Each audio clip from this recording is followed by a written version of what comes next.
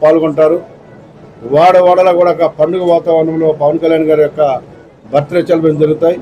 పేదలకి అండగా ఉండడమే లక్ష్యం, బడుగు బలహీన వర్గాలకు అండగా ఉండడమే లక్ష్యం. కాబట్టి ఎన్నో సేవా కార్యక్రమాలతో ఒక పండుగ వాతావరణంలో వచ్చే 3 రోజులు ఉంటున్నాయని చెప్పేసి మీకు తెలియజేస్తూ ఉన్నాం.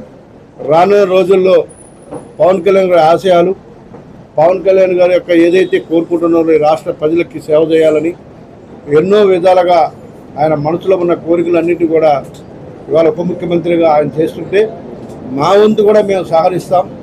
ప్రతి ఒక్క జనసేన కూడా ఆయన కోరికలు కానీ ఆయన ఆశయాల కోసం కష్టపడాలని చెప్పేసి మేమందరం కూడా డిసైడ్ అయ్యాం. కాబట్టి ఇవాళ ఒక అద్భుతమైన పరిపాలన జరుగుతుంది ఈ రాష్ట్రంలో. అందులో మేము భాగస్వామ్యమైనందుకు చాలా హ్యాపీగా ఉంది.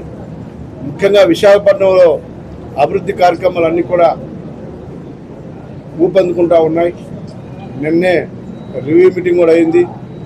రానున్న రోజుల్లో విశాఖపట్నంకి సంబంధించి ఫ్లైఓవర్స్ కానీ, రోడ్స్ కానీ, అలాగే ఇంటర్నేషనల్ ఎయిర్పోర్ట్ కానీ, అలాగే బీచ్ రోడ్డు కానీ ఇవన్నీ కూడా అతి త్వరలోనే స్టార్ట్ అవబోతున్నాయని చెప్పేసి మీ అందరూ కూడా రైల్వే జోన్ కానీ ఇవన్నీ కూడా అతి త్వరలోనే స్టార్ట్ అయిపోతుందని చెప్పేసి మీ ద్వారా ఈ రాష్ట్ర ప్రజలకు తెలియజేసుకుంటూ, మరి ముఖ్యంగా గతంలో ఇటువంటి పరిపాలన జరిగింది. విశాఖపట్నం ప్రత్యేకంగా సంబంధించి ఇప్పుడు ఎలాగుందన్న విషయాన్ని కూడా ప్రజలు గమనిస్తూ ఉన్నారు.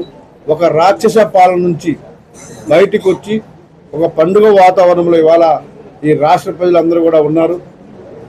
ఈ రాష్ట్ర అభివృద్ధిని కోరుకుంటా ఉన్నారు. కాబట్టి ఒక అద్భుతమైన మెజార్టీ ఇచ్చి ఇవాళ ముందుకు వెళ్తూ ఉన్నాం.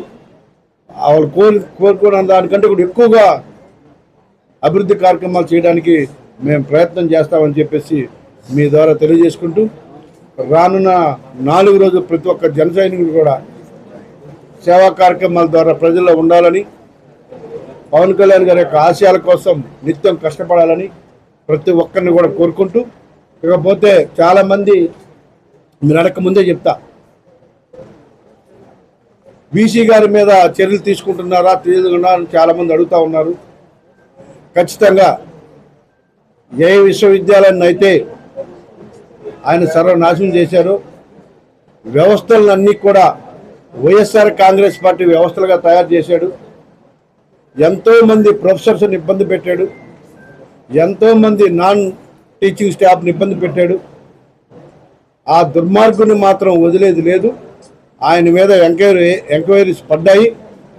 ఖచ్చితంగా చట్టపరి ఎక్కడైతే ఒక జంగిల్లాగా, అంటే కాంక్రీట్ అన్నం కంటే ఐరన్తో చుట్టూ బంధించినట్టుగా చేసి ఆ బంధించినవి కూడా ఆ కటకాలన్నీ కూడా